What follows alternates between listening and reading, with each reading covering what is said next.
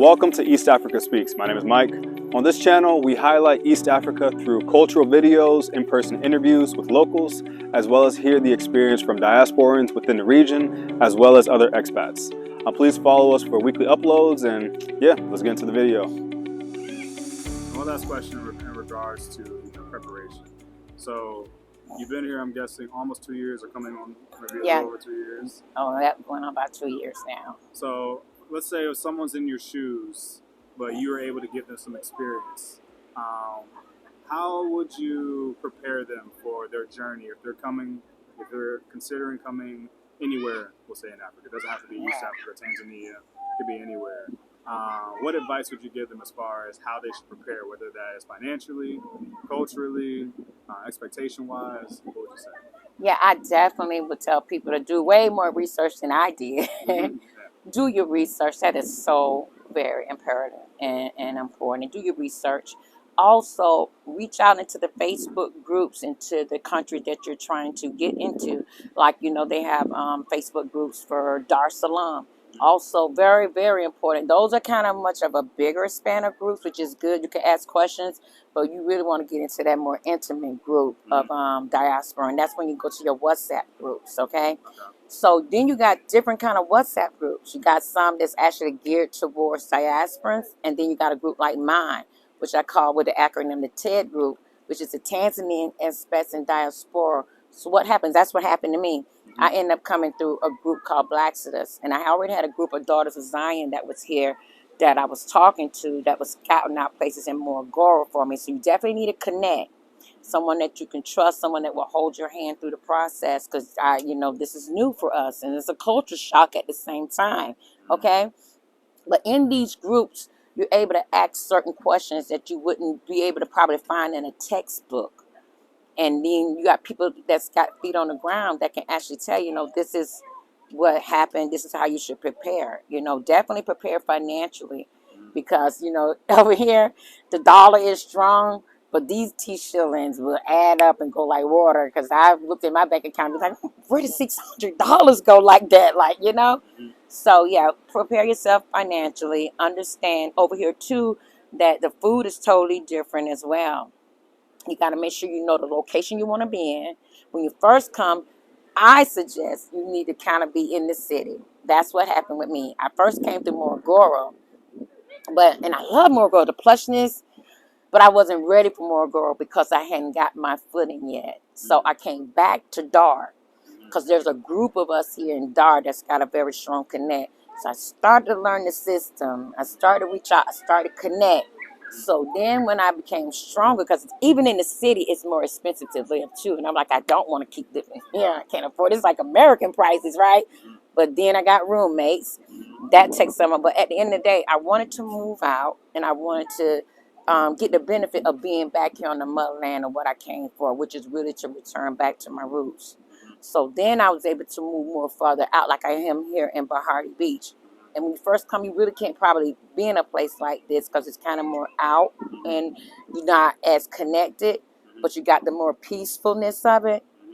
You need to understand where you want to be, get connected, grow, go through your bumps, your bruises, your healing, and then you can move out where it's cheaper and nicer. But the challenges are there, but you know how to handle the challenges because you learned them in the big city,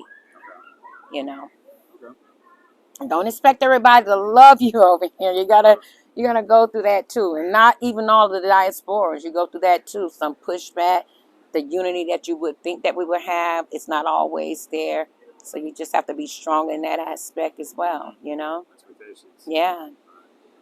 Okay. Thank you for that answer. You're welcome. Now let's talk about you. Me. Mayah Speaks. A little on me? No. All right, so Mayah Speaks. So how did that come about? Mike Speaks in Morogoro. I was over there. I first landed, and I was in an Airbnb, and I was up from Sewell University because this is where my girlfriends were. And I was just out like, okay, this place is so beautiful, but I'm not working. I have no idea what I'm gonna do. And I whipped out my phone. I was like, okay, well, I'll do a YouTube channel, let everybody know Mayah Speaks. So that's kind of how that was birthed.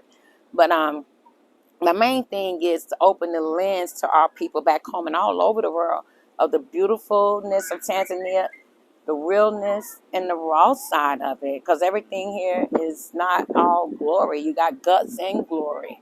And we don't want to give anybody a false sense, because that's kind of what I had, because I was looking at the YouTubers with googly eyes and romanticism, but I didn't get the real guts of the picture to prepare me. And so that's why I kind of started a YouTube channel, so people can look in and it's fun and you have a good time, and let people know that you can do this. You don't have to just be born in America, wherever you are, and die and not come back home and experience the motherland. You can do it. There's many of us here that are not surviving, but actually thriving here, and waiting to welcome you here too, to build a bigger community. Yeah, that's what we do. And what are some of the projects you're working on? Yeah, we'll just say that. What are some of the projects you have, or I don't know. Yeah, we'll say projects. Projects, that's fine. Yeah. Okay, so what we have a group here called Black Wall Street 2, because Black Wall Street back home inspired a lot of us, and we, when you look back on it, it was a beautiful, beautiful idea, beautiful thing that was happening. Keeping 99.9% of the melanated dollars floating in the community, and actually encouraging entrepreneurship between our children. And that was a big deal for me, because at the core of my root is unity. I love unity. I hardly ever speak in I. It's a we. It's a family thing. And then we come here, we're like, okay, so why can't we do it? We are the seeds of our ancestors. We don't have the chemtrails. We don't have nobody trying to bomb us. We don't even have the GMOs. Our food spoils every 2 days. We're at the grocery store. So why can't we join together and build Black Wall Street too?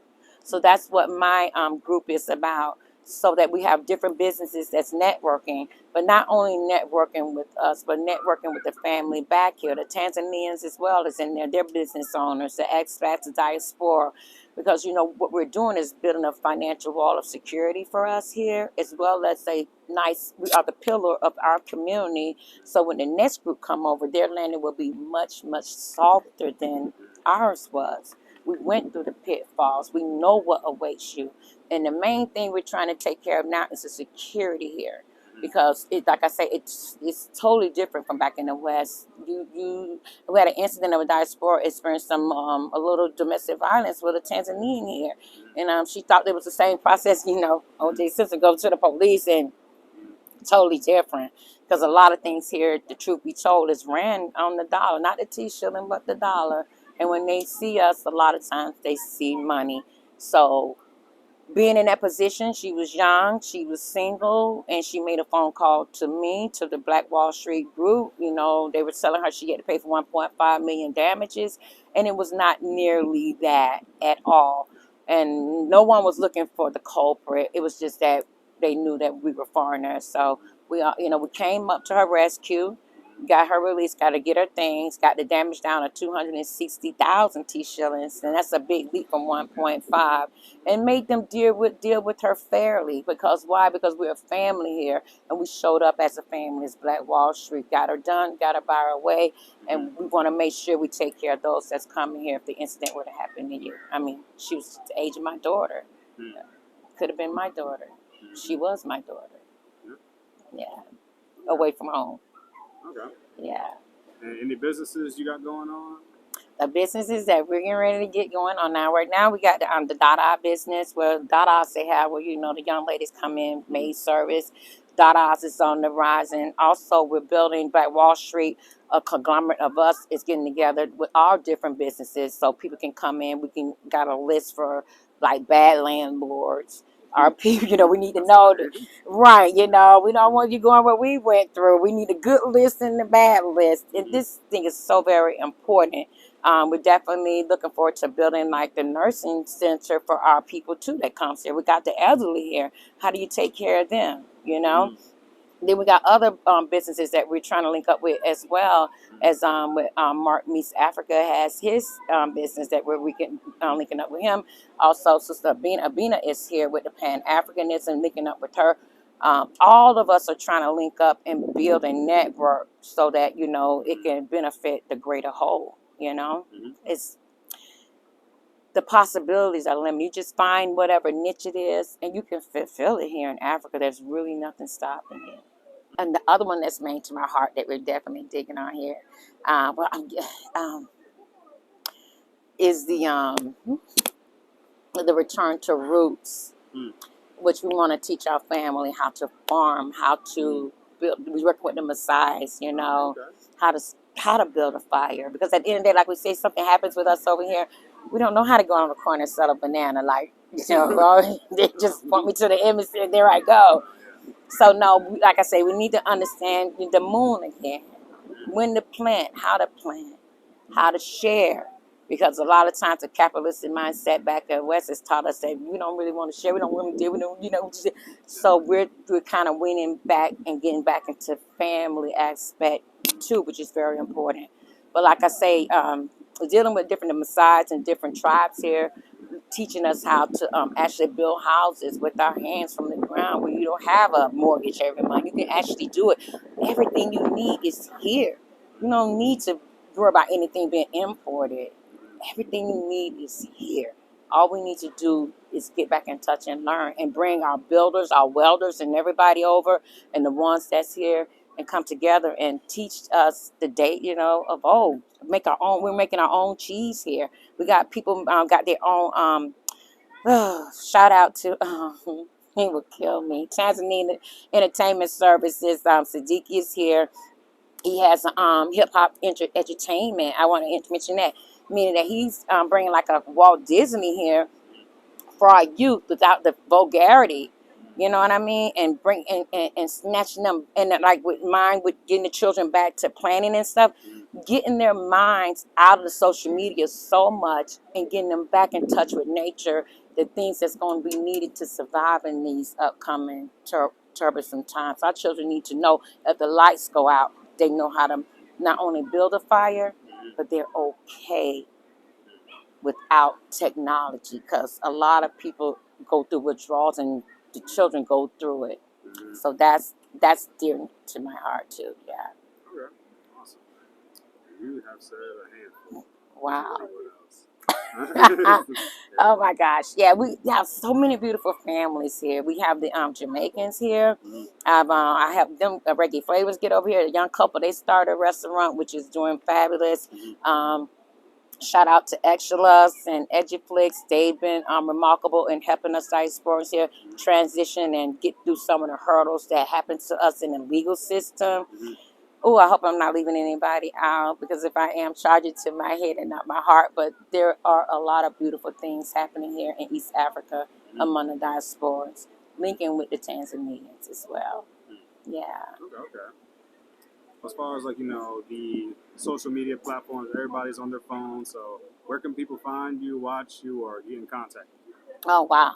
Yeah, you can reach me via email, Mayah Speaks, MAYAH Speaks, SPEAKS, T as in Tom, Z as in Zebra, Mayah Speaks TZ at gmail.com. If you want to get in any of my WhatsApp groups, you can email me and I'll get you there.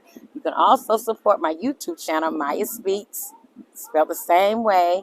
Like, comment, and subscribe, and share. Also, Mayah Speaks on IG.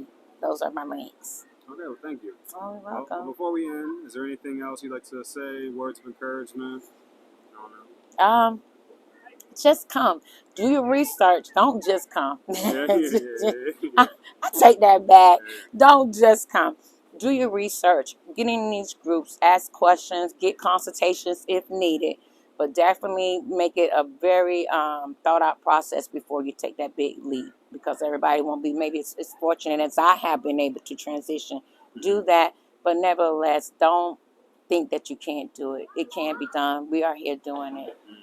That's my thing. All right. Well, thank you very much, Mayah, for all those gems, words of encouragement. And thank you for having me here. You're very welcome. Very welcome. You're All right. Well, until next time. Bye. My sweets.